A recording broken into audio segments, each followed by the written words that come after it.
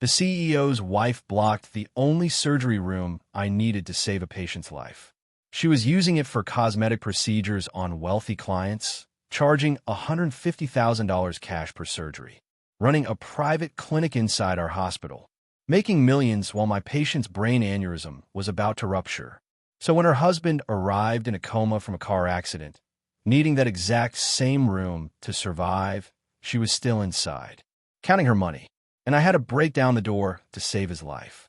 But before I tell you about the moment I smashed through that glass, about performing brain surgery in the middle of her cosmetic clinic chaos, about the CEO waking up and discovering what his wife had been doing, let me take you back to the beginning, to the day I realized the hospital had become her personal cash machine. My name is Dr. Jared West. I'm 45 years old, chief of neurosurgery at Metropolitan Memorial Hospital in Miami. And this is the story of how greed almost killed the man who enabled it. I've been a neurosurgeon for 20 years. I specialize in the impossible cases, the aneurysms other surgeons won't touch, the tumors in locations that make residents pale. I need the best equipment, the most advanced technology. Lives depend on it. Metropolitan Memorial has one resource that makes my work possible: Hybrid Operating Room 01. It's equipped with 3D rotational angiography, real-time imaging that lets me see blood vessels from every angle during surgery. For complex brain cases, it's the difference between success and catastrophe. The hospital spent $8 million on that room, funded by donations from grateful families whose loved ones I'd saved. It was supposed to be reserved for critical neurosurgery and vascular cases. That's not what it was being used for. 3 months ago, I started noticing scheduling conflicts. I try to book the hybrid room for urgent cases and get blocked. Reserved VIP, Dr. Bianca Montgomery, every time. Days blocked off, sometimes entire weeks. Dr. Bianca Montgomery, plastic surgeon, 42 years old, beautiful, polished, always dressed like she was heading to charity gala. Also, wife of Douglas Montgomery, our hospital CEO. I initially assumed she was doing reconstructive work, trauma cases, cancer reconstruction, important stuff. I was wrong. One day, I walked past Hybrid Room 01 during one of her VIP blocks. The door was closed but not locked. I glanced through the window. Inside, a woman in her 20s on the table. Perfect skin, no visible trauma or deformity. Bianca was doing what looked like a facelift. A facelift in our $8 million hybrid room. I watched for another moment. Saw Bianca's assistant counting cash. Stacks of $100 bills. That's when I understood. She wasn't treating patients. She was running a luxury cosmetic clinic using hospital equipment. I reported it to the scheduling office. They said Dr. Montgomery had CEO authorization for all her bookings. I reported it to the medical board. They said to take it up with administration. I tried to talk to Douglas Montgomery directly. His assistant said he was unavailable. So I worked around it, scheduled my cases for other times, used the standard or when I had to. It wasn't ideal, but it worked. Until it didn't. Last Tuesday, a patient came in who changed everything. Maria Santos, 53 years old, housekeeper, single mother of 3, came to the ER with the worst headache of her life. CT scan showed a cerebral aneurysm. Large, irregular, growing. It was going to rupture. Maybe today. Maybe tomorrow, but soon. This was exactly the type of case the hybrid room was built for. I needed the 3D angiography to navigate around the aneurysm safely. Without it, I'd be operating blind. I checked the schedule. Hybrid room 01 blocked. Dr. Bianca Montgomery. VIP procedure. I called her directly. Bianca, I have an emergency aneurysm case. I need the hybrid room. Drive west. I have a client scheduled. She flew in from Dubai specifically for this procedure. This is a life-threatening emergency. An aneurysm about to rupture. I understand your concern, but my client paid $150,000 for this appointment. Rescheduling would be complicated. $150,000 for a cosmetic procedure. Bianca, my patient could die. Your patient has insurance and can wait another day. My client paid cash and cannot. I'm sorry, Jared. The room is mine until 8 p.m. She hung up. I stood there, phone in hand, rage flooding through me. I tried the CEO's office again. Douglas Montgomery was in meetings all day. I tried hospital administration. They said Dr. Montgomery had special privileges as a senior surgeon and CEO's spouse. I tried the supervisor. He said his hands were tied. No one would help. So I did what I could. I stabilized Maria in the ICU, monitored her closely, prayed the aneurysm would hold for another 6 hours. I sat at the nursing station, watching Maria's vitals, calculating risk probabilities, feeling helpless. That's when I heard the emergency radio crackle. Code trauma, motor vehicle accident, single occupant, severe head injury, ETA, 3 minutes. I listened absently. Not my case. Trauma team would handle it. Patient identified as Douglas Montgomery, CEO of Metropolitan Memorial. My blood went cold. I ran to the trauma bay. Paramedics were wheeling in a gurney.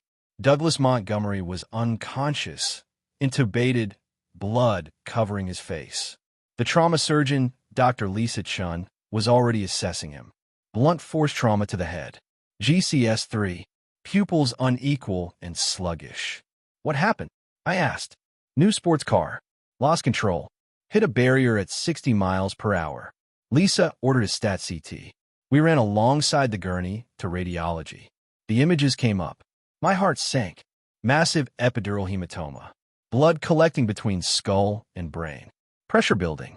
Brain tissue shifting. He needs surgery immediately, Lisa said. How fast can you be ready? I need the hybrid room. With this much blood and swelling, I need 3D guidance to avoid hitting the wrong vessel. Lisa checked her tablet. Hybrid room is blocked. Dr. Montgomery has it until I know. His wife has it. For a cosmetic procedure. Lisa's face went pale. His wife is using the room while he's dying? She doesn't know he's here. Page her. Tell her to clear out now. Lisa grabbed her phone. Call Bianca's cell. No answer. Called the hybrid room directly. The assistant answered.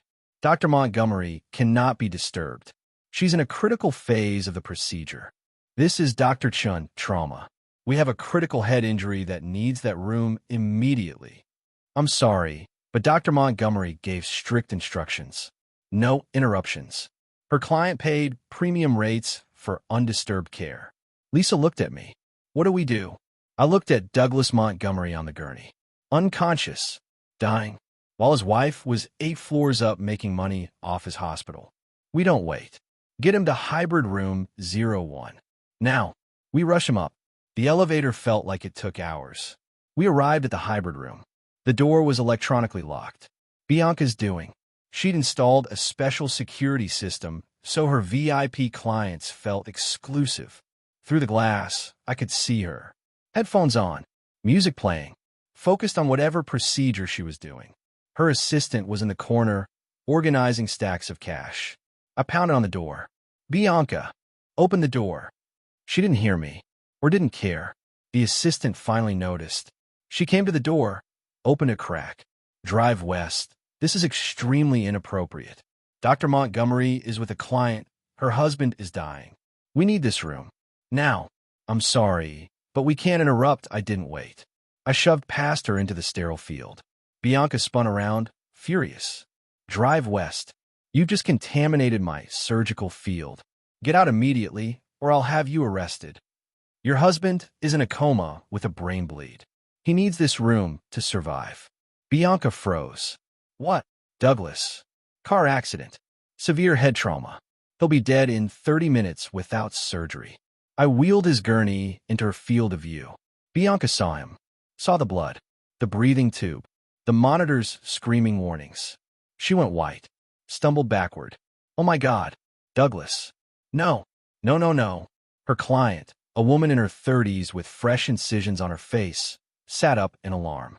What's happening? Get out. I told them both. Everyone out. Now. Bianca was shaking. I'm a surgeon. I can help. You're in shock. You'll make mistakes. Leave. But get out of my operating room. My voice echoed off the walls. Bianca ran out crying. Her assistant and client followed. I looked at the mess they'd left. Cosmetic surgery equipment. Cash on the counter. Music still playing. I swept it all aside. Lisa, give me a neuro tray. Standard craniotomy kit. Let's go. We worked fast. Prepped Douglas. Positioned him. I scrubbed while the nurses set up. 20 minutes later, I was opening his skull. The 3D angiography lit up, showing me exactly where the bleeding was. A torn meningeal artery, pumping blood into the epidural space. I controlled it, cauterized the vessel, evacuated the hematoma. The pressure on his brain released. His vitals stabilized. Brain swelling began to decrease. 3 hours later, I closed. Douglas Montgomery would live. I found Bianca in the waiting room. She looked destroyed. Makeup ruined. Hands shaking. Is he? He'll live. The surgery was successful. She collapsed into a chair, sobbing. Thank God. Thank God. He'll be in ICU for at least a week. Full recovery will take months. Can I see him? Not yet. He's still unconscious. I turned to leave. Drive west. Thank you. You saved his life. I stopped. Look back at her. I saved his life in a room you were using to make money off cosmetic procedures while patients with actual emergencies waited. It's not. How much did you make today, Bianca? Before I interrupted, she didn't answer. Your client paid $150,000 cash for a facelift, using equipment donated to save lives. While Maria Santos, a housekeeper with 3 kids, waited in the ICU with an aneurysm because you blocked the only room that could help her. I didn't know. You didn't care. You turned this hospital into your personal spa, and you almost killed your own husband doing it. I walked away. 3 days later, Douglas Montgomery woke up. I was there when it happened, checking his neuro status. He opened his eyes, confused, disoriented. What happened? You had a car accident. Severe head injury. You've been unconscious for 3 days. Memory came back slowly. My car. I was testing the new Porsche. Lost control. You hit a barrier at 60 miles per hour. Fractured your skull. Massive brain bleed. He touched his head. Felt the bandages. You operated? In the hybrid room. It was the only way to safely evacuate the hematoma. The hybrid room. Something clicked in his expression. Bianca has that room blocked most days. Yes, she does. For plastic surgery cases. Not exactly. I pulled out a folder. I'd spent the last 3 days investigating. With Douglas's life on the line, I'd gotten access to records I couldn't before. Your wife has been running a private cosmetic clinic out of Hybrid Room 01 for the past 2 years. Cash-only clients. Wealthy international patients. She charges $150,000 per procedure. I showed him the financial records, the booking logs, the cash deposit records from her private account. She's made approximately $12 million. None of it reported to the hospital. None of the equipment costs reimbursed. Douglas's face went from shock to rage to something colder. Calculation. She blocked the room the day of my accident? Yes. For a client who'd flown in from Dubai. She refused to reschedule, even when I told her I had an emergency aneurysm case. Where was I going to be treated? I had to break into the room while she was still inside. Contaminated her sterile field. She threatened to have me arrested. Until she saw who the patient was. Yes. Douglas was silent for a long time. How's Maria Santos? The aneurysm patient. I operated on her yesterday after your surgery. She's stable. Recovering well. Good. He looked at the financial records again. $12 million. Approximately. Using $8 million worth of equipment I installed. That donors paid for to save lives. Yes. He handed the folder back to me. Thank you, Drive West, for saving my life. And for this information. What are you going to do? What I should have done 2 years ago. 1 week later, I was called to an emergency board meeting. Present. Entire hospital board. Douglas Montgomery, still recovering but alert. His lawyer. And Bianca Montgomery, looking confident despite everything. She thought this was about her being cleared. About the hospital defending her practices. She was wrong. Douglas's lawyer stood. This meeting concerns Dr. Bianca Montgomery's unauthorized use of hospital facilities for personal financial gain. He presented everything. The cash payments. The booking patterns. The equipment usage. The $12 million. Bianca's face went pale. Douglas, you can't be serious. I'm your wife. You almost let me die so you could finish a facelift. I didn't know it was you. You knew it was an emergency. You blocked the room anyway. For money. The lawyer continued. Dr. Montgomery violated her hospital privileges agreement, used equipment fraudulently, and failed to report income generated using institutional resources. One board member asked, "What are you recommending?" Immediate revocation of all hospital privileges. Investigation by the medical board for ethical violations. And Douglas spoke now, his voice cold. Divorce proceedings. Using this incident to void our prenuptial agreement based on reckless endangerment. Bianca stood. "You can't do this to me. Watch me." Security escorted her out. She was screaming, threatening lawsuits, claiming persecution. The board voted unanimously. Bianca Montgomery was banned from the hospital permanently. 2 months later, the divorce was finalized. Douglas got everything. The prenup was voided based on her actions nearly causing his death. Bianca's medical license was suspended for 2 years. By the time she could practice again, her reputation was destroyed. No hospital would hire her. Last I heard, she moved to Los Angeles. Works at a small cosmetic clinic. Makes a fraction of what she used to. As for me, Douglas called me into his office 1 month after waking up. "Drive west. I owe you my life. But more than that, I owe you an apology." "For what?" "For not listening when you tried to report Bianca's activities. For giving her carte blanche because she was my wife. For valuing my personal relationship over hospital integrity. You didn't know what she was doing. I should have. The signs were there. I chose not to see them." He slid papers across his desk. "You're now Associate Director of Neurosurgery. 50% salary increase. Plus this." He showed me stock certificates. 10% ownership stake in Metropolitan Memorial Hospital. As thanks for saving my life. And as insurance that someone with actual medical judgment has a voice in how this hospital runs. I stared at the papers. "Douglas, this is too much. It's not enough. But it's a start." He stood, extended his hand. "You have full authority over surgical scheduling. No one, CEO's wife or otherwise, overrides your medical decisions. Ever again." We shook hands.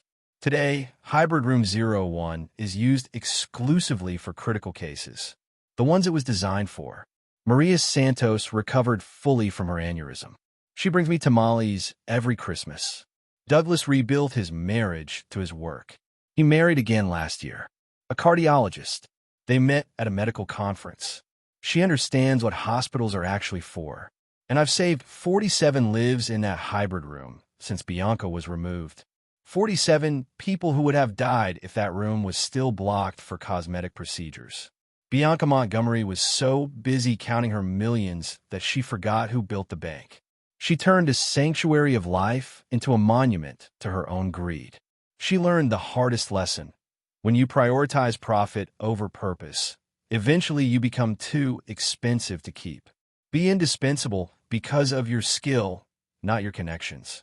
Because in the end, competence is the only asset that cannot be divorced. Bianca lost everything. Her husband, her income, her reputation, because she forgot what hospitals are for. They're not cash machines for wealthy surgeons. They're places where people come when they're most vulnerable, when they need help, when they're dying. And when you turn that sacred trust into a business opportunity, you violate everything medicine stands for. Douglas almost died learning that lesson. Bianca lost everything teaching it. And I gained the power to make sure it never happens again. That's worth more than $12 million. That's worth everything.